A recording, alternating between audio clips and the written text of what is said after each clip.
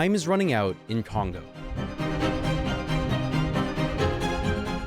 There's a secret war unfolding in the heart of Africa, and it's so much bigger than just this. M23. M23. M23. M23. Rwandan-backed rebels M23 claim they have captured Goma, which is the largest city in eastern Congo. Right under this region's soil lie the keys to technological dominance in the 21st century.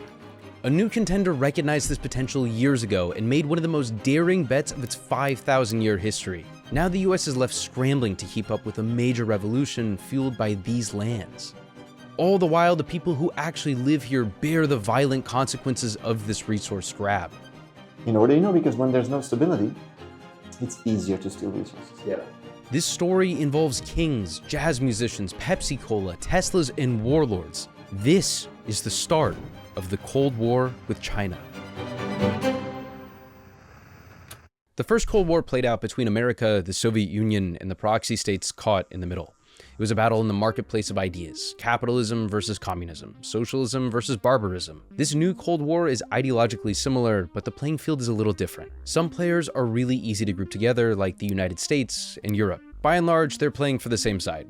We can specifically add in colonial Belgium to this side because we'll touch on them a little bit later. On the other team, we have China.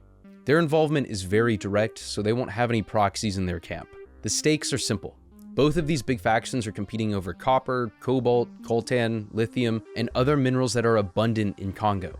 We'll get to why these are important, but you probably already have an idea. And much like the first Cold War, we have the proxies somewhere here in the middle. The ones we're most concerned with are Congo and Rwanda. Quick note, don't confuse Congo with its neighbor, Republic of Congo. This video is only about DR Congo. That one was stolen by the French. This one was stolen by the Belgians. You get the point. You're going to Ghana, I think. That's a favorite spot of yours. You did very well last time. All of them was favorite spots. It's I reported do the that same thing in Ghana. I do it in Corona because she's with me, you know. To understand what's going on here, you need to see this Louis Armstrong poster. In the 1950s, the Soviet Union sent their renowned orchestra on a world tour promoting Soviet culture. All the while, they claimed America was a racist ethno-state because of segregation and Jim Crow laws. And yeah, they had a fair point. America responded by doing their own world tour with black jazz musicians. One leg of the tour sent the king of jazz into the heart of darkness. And of course, it was sponsored by Pepsi Cola. Just a few months before Louis Armstrong's spectacular performance, Congo declared independence from Belgium thanks to their new democratically elected leader, Patrice Lumumba. Remember this name, it's going to be very important. Belgium's reign of slavery and cutting off hands when workers failed to meet rubber quotas felt like it was finally over. For the first time possibly ever, the Congolese people felt like they could take ownership over their resources and start a new chapter of Congolese history. However, the CIA had different plans. You see, America knew that Congo's resources were critical to American dominance. As a matter of fact, most of the uranium in the 2 atomic bombs that the US dropped on Japan came from mines in Congo. The CIA used Louis Armstrong's performance as a Trojan horse to gather intel, which they then delivered to their informant and future Congolese dictator, Joseph Mobutu. Also a very important name, keep him in mind. The straw that ended up breaking the camel's back was nearly identical to what happened in Guatemala a mere 6 years before. I actually made a full video about that you should go check out after you're done watching this video, but wait until you're done watching this one and make sure you like and subscribe. Patrice Lumumba's party wins a democratic election and he becomes Prime Minister of Congo.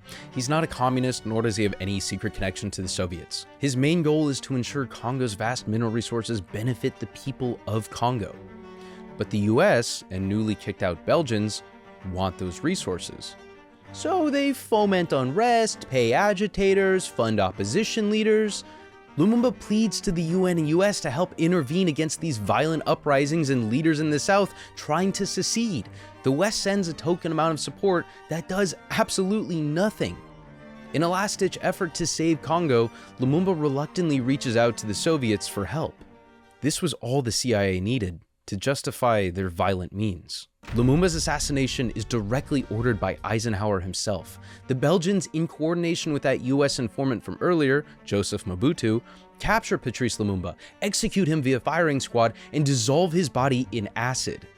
Joseph Mobutu is installed as supreme leader shortly thereafter and pillages the country's riches for himself and his cronies in the West. He rules by decree with a grotesque impulsiveness that seems to shock even his former CIA handlers. He imprisons dissidents, develops sincere and reciprocal friendships with China and North Korea, yet breaks off relations both with the Soviets and Israel while plundering his own nation's resources. He becomes a multi-billionaire while his people starve. Contradictions are everywhere, and he accuses the CIA of plotting a coup against him, but then proceeds to hand the reins to the International Monetary Fund and World Bank. And all of this chaos leads to the perfect conditions for what will become the deadliest war since World War II. It was hot when I gave it to you. That's a hot cup of coffee? It's a hot cup of coffee. It was hot when I gave it to you. Would you stick your nose in a hot cup of coffee? Why would you stick your nose in a Because cup I of want coffee? to prove to you that it's cold coffee. Watch this. That's cold coffee. That doesn't prove anything does. except that you're an old, bald nut. This bag of coffee holds the keys to understanding the West's role in Central Africa. Right now, a pound of coffee costs around $4. But in the late 1980s, the price of coffee plummeted. Thanks to large traders in America, production limits were removed, and other countries started flooding the market with dirt cheap coffee.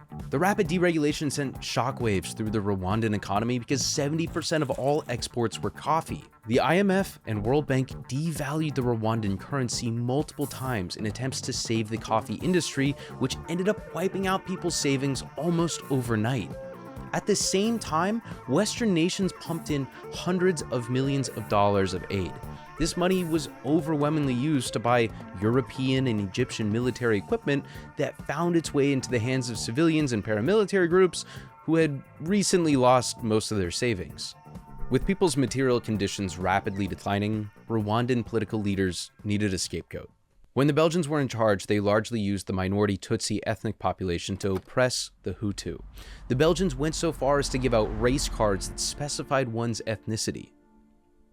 These wounds never healed. The Hutu-led regime viewed the Tutsi as the perfect scapegoat and slaughtered nearly 1 million people in 100 days in what is now known as the Rwandan genocide. This in itself is a lifetime of tragedy, yet what ensued was an order of magnitude more destructive and frankly more elusive in Western media. Millions fled from Rwanda into neighboring Congo. The genocide only ended when the Hutu government was overthrown, and now the Tutsi-led government wanted revenge. This new regime had a genocide credit that they could exploit against their rich neighbor.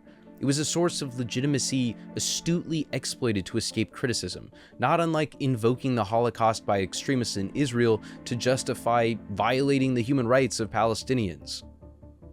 The United States pretended to deliver aid to Rwandan genocide victims, but in reality, America covertly snuck in non-lethal military equipment to Rwandan forces. Of course, this had dire implications for their neighbor, who had just seen similar austerity measures implemented by the World Bank. In 1989, Congo's national mining company, Gécamine, provided 85% of Congo's export earnings and 42% of public revenues. Effectively, it was the economy. After decades of Mobutu looting the country, the state's mining apparatus fell apart. The World Bank stepped in to provide predatory funding that included severe cuts to Gécamine's staff, laying off nearly 11,000 workers from the company. And so the World Bank, the IMF, like all of these institutions, they're not neutral. They're dominated by the Western powers, right? And since you can see Gécamine, why Gécamine? What is Gécamine? It was basically the mining company, right? So they privatized it. Why? In order to get better control of it. Later, beginning of the 2000s, a government in Congo tries to say we need a better mining law because we want to get, it's our resources. So we want to get a better deal on that. Even then, the Belgian government puts pressure, tries to say, don't make it too strict. Don't get to, for our companies. Yeah. And even today, the European Union wants all those resources. This left countless Congolese civilians in extreme poverty, which, combined with the newly armed Rwandans to their east and ethnic tensions that had just exploded into a genocide, created the perfect storm to kick off the First Congo War. Violence erupted, and in response, Congo bought weapons from China and Israel, partially in return for favorable mining contracts. And of course, there were also conflicting reports demonstrating Israel's support for Rwanda as well. Sounds like they might have played both sides, but we can't know for sure. Around 250,000 more were killed on this border region, and Joseph Mobutu was finally overthrown. However, Almost immediately, a much larger war broke out, drawing in major African nations and claiming the lives of nearly 6 million people. Rwanda spends their genocide credit on levels of death and destruction that had not been seen on the African continent for nearly a century since the Belgians' brutal regime. Amidst the chaos, Western mining companies jumped in and bought up assets at fire sale prices. Multiple times since this war's formal conclusion, rebel groups who participated in the violence have captured entire cities and villages in eastern Congo, the most recent being in early 2025 when Rwandan-backed rebels captured Goma and Bukavu. The violence has come and gone over the past 2 decades, but with the Trump regime's order to gut foreign aid and violence exploding in eastern Congo, it leaves you wondering, is this the start of yet another fire sale for the West? You are somebody who the Americans now love, and you have great relations with CEOs. The American government wants to give you a lot of aid. But then I read that you have a new complex for your foreign ministry, which was entirely built and paid for by the government of China. Is China's influence growing rapidly in Africa, and should we worry about this in the United States or in the West? No, I think China's influence is growing globally. That's why America itself is hand in glove with China. To answer this question, we need to look at these 2 maps. This one shows the mineral reserves of Congo. You can clearly see the vast mineral wealth ranging from gold to cobalt to coltan and everything in between. The geological history is complicated, but many of these minerals were deposited by this massive river network that cuts through Congo.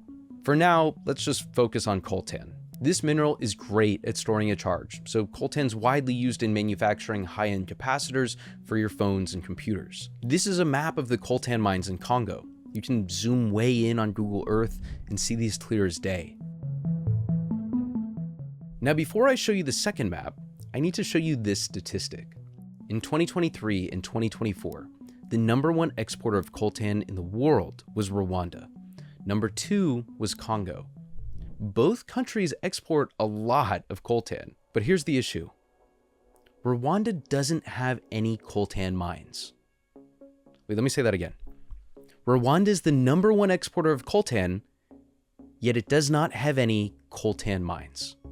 One would be well within their rights to ask where they're getting it from. And it's a great question that many documentaries and human rights groups have answered. It's stolen from Congo, largely with the help of rebel groups funded by Rwanda. And when pressed on this issue, Rwanda invited journalists and staged a weird adult sandbox with workers who were mostly sitting around in nearly pristine outfits in front of a newly dug tunnel in the background. It was kind of hilarious. And clearly this is fishy, but it lines up with the bigger narrative here. Rwanda is a Western puppet state.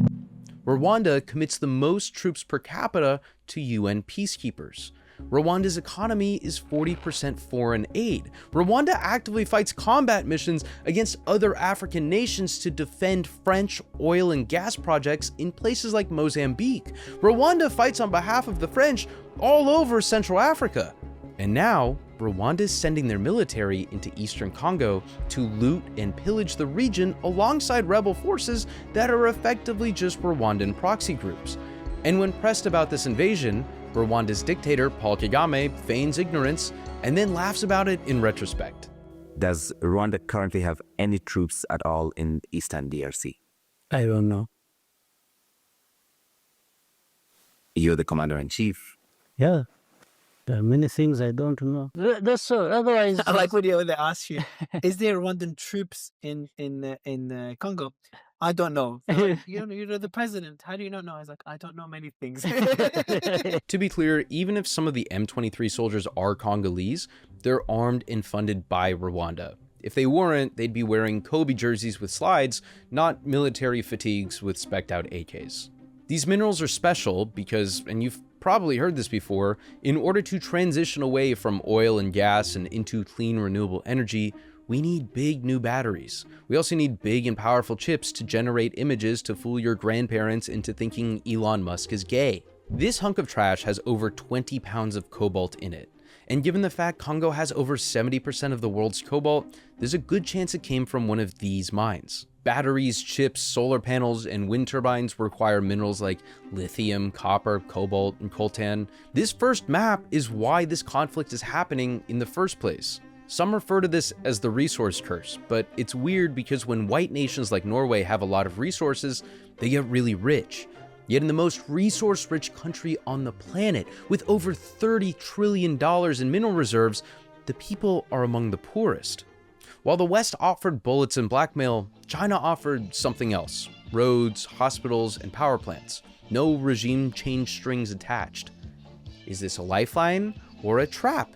And why is Washington suddenly scrambling to save Congo from China after decades of burning it to the ground? Well, I think we really have to start asking ourselves, 我在北京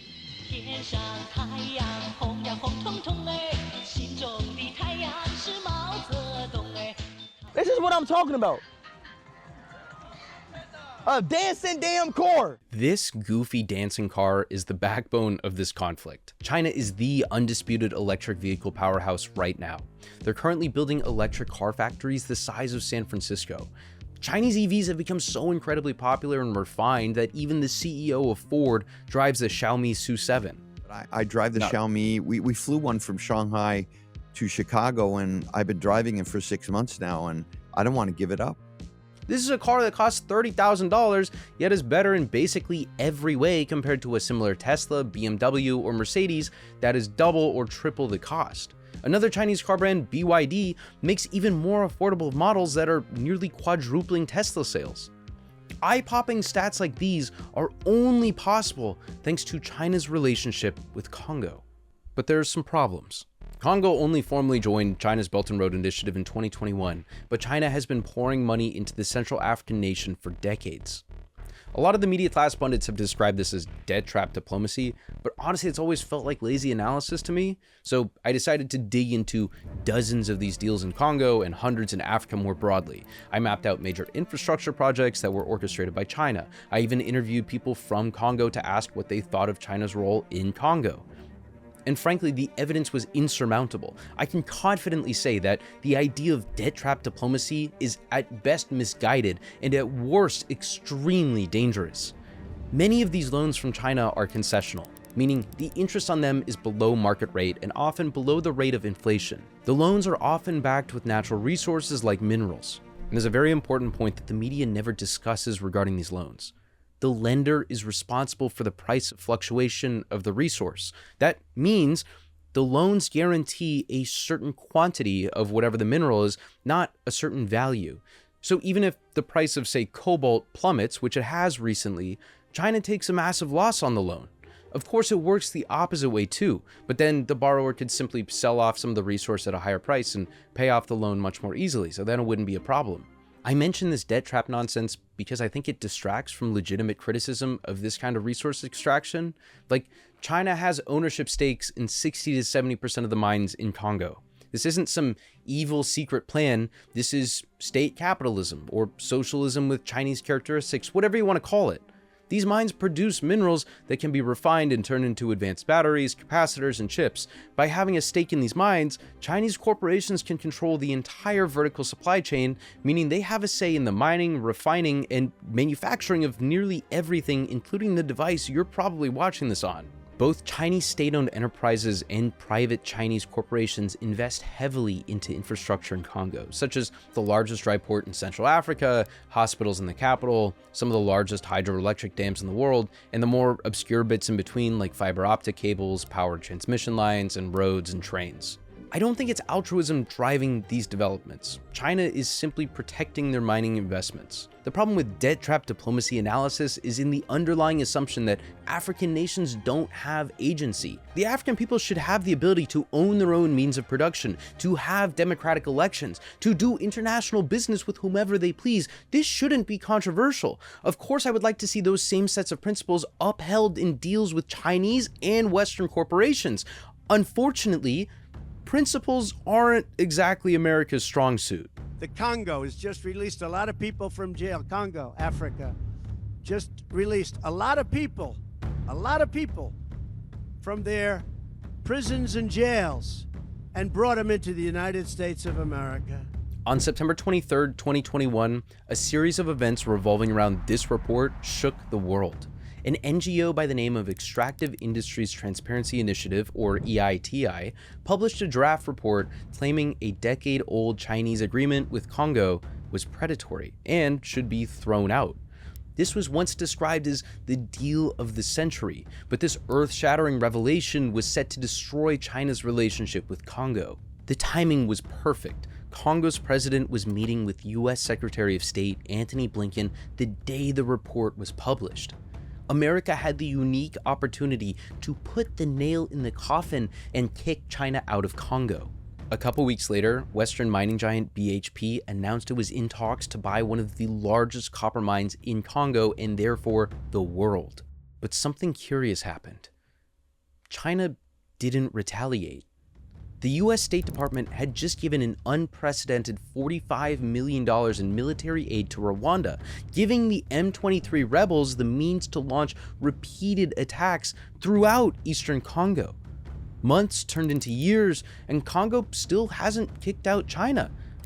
The CHIPS Act was approved by Congress, and now there's a huge rush to accumulate minerals. Joe Biden pledges billions of dollars to a massive railway connecting the Atlantic Ocean to Congo's mineral region. But still, nothing. China keeps building infrastructure in Congo all the same. M23 rebels are still fighting the UN in Congo. They shoot down helicopters and raid villages. And then the US gets the worst news possible. China and Congo have successfully renegotiated their mining contract, and all is peachy. A few months later, a group led by Americans attempt to overthrow Congo's government. But much like the goofy Silver Corps coup attempt in Venezuela, it fails almost immediately. They have connections with the US State Department, but nothing is clear. The whole thing feels like a fever dream. Then Joe Biden visits Angola and pledges even more money for the railway right before Trump is sworn in, and Rwandan-backed violence explodes in eastern Congo. Now American politicians are actively negotiating minerals for security deals with Congo so that they can build yet another overseas military base to ward off violence that they themselves funded in exchange for minerals so this inbred South African can get even richer. And if you take a step back and look at how these events played out, it feels like kind of a mess. And it gets even messier when you look at the money. The NGO that published that damning report, EITI, is funded by nearly every major Western mining company. So EITI is funded by the corporations it regulates. It's also funded by Western countries, including USAID and the US State Department and the EU, but none of the funding countries even participate in this transparency initiative. The US actually pulled out a few years ago because our major oil companies don't want you to know that they love locking up American lawyers like Steven Donziger. And EITI has actively run cover for internationally sanctioned criminals like Israeli billionaire Dan Gertler. In 2013 and 2014, EITI reported that Swiss mining giant Glencore was totally great, that they were above board and super transparent. But this was a lie. Glencore owed around $100 million in royalties to Congo. A different NGO revealed that they had opted to pay that money to Dan Gertler instead, a man who has been sanctioned by the US government multiple times for bribery and corruption. Glencore itself is a comically evil company that has been sued not once, not twice, but dozens of times for bribery and corruption all over Africa. And everything aside, yeah, these lawsuits are crazy, but if you're being fined just $2 billion for looting a place, yet you get to keep the $7 billion a year that you looted, that's not punishment. That's a tiny cost of doing business. It's fucking ridiculous. I digress. EITI could and should be a force for positive change. No one is going to be against transparency unless you're doing shady stuff. But when the financiers of this organization can simply lie about their misdeeds under the veil of NGO goodness, what's the point? EITI has yet to punish a Western company in Congo. And you know what? If that was the whole story, I probably would not have included this in this section. But of course it's not. Every couple years, the IMF gives hundreds of millions or billions of dollars to Congo in aid. This aid is conditioned on Congo adhering to EITI reports and practices. This aid also allows Western countries to dictate how Congo should organize its economy, which if you were to ask Patrice Lumumba how he felt about that, you might guess probably not great. But you'd have to ask him before the Belgians and American assets dissolved his body in acid. You know, I'm hard-pressed not to look at what America and the West have done in Congo and not be terrified when there are new reports that Bill Gates and Jeff Bezos are trying to open up new lithium mines there. Frankly, we can't be certain that the violence in Eastern Congo is part of some sort of deliberate strategy, nor can we say that about the EITI deal or the Congo Wars or the Rwandan genocide for that matter. But again, it doesn't really matter.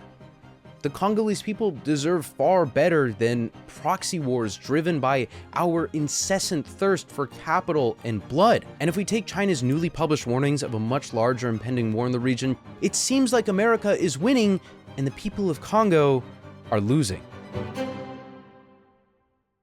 Thank you so much for watching. If you felt like you learned something, please consider liking and subscribing. This took forever to make. If you'd like to see the full interview with my friend Marc Botenga, hey, actually, I'm going to be putting this on my brand new second channel. I'm not going to be putting it on Patreon because I think interviews of this nature are very important and should be publicly accessible without having to go through a paywall. So if you want to support the production, consider checking out my brand new second channel, which this isn't it here, but that's the interview. It's a great interview and I think you'd really like it. Marc's a super cool guy, so definitely go check it out.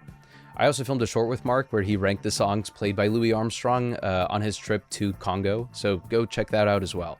Or go watch the video I mentioned about Guatemala. Now's a good time to go look at that. Thank you to all my beautiful patrons, and most importantly, thank you to the wonderful people of Congo who were kind enough to share their stories with me. That was incredible and super helpful, and the story wouldn't have been possible without it. I'm sure also by the time that you see this, there are probably new updates. New updates are coming out like literally every day. It is very hard to keep up with what's going on. Anyway, with all that said, thank you again for watching, and I'll see you in the next one.